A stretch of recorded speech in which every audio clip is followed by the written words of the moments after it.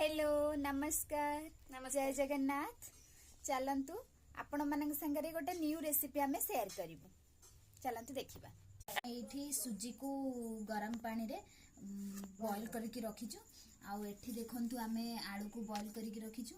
ता संगे किछि कटा पियाज भृसंगा पत्र चिली पाउडर आउ हळदी स्वाद अनुसार लूण सब ऐड करके आमे एठी रखीचु।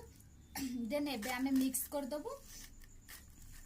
आमे आकु मिक्स कर दबु सब को नेकी। देन भले से टिके आमे आमे एबे टिके तेल नहीं टिके भल से लगेइबा बेलना बाटे याकु आमे टिके बेलिबा।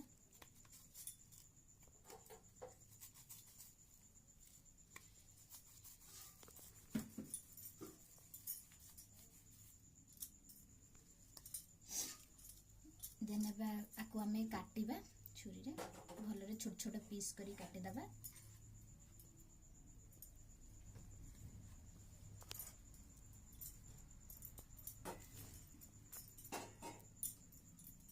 छोट कढ़ई नहीं पसैलु।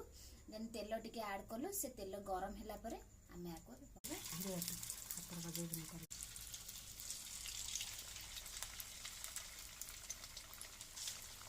बंद कर दूची।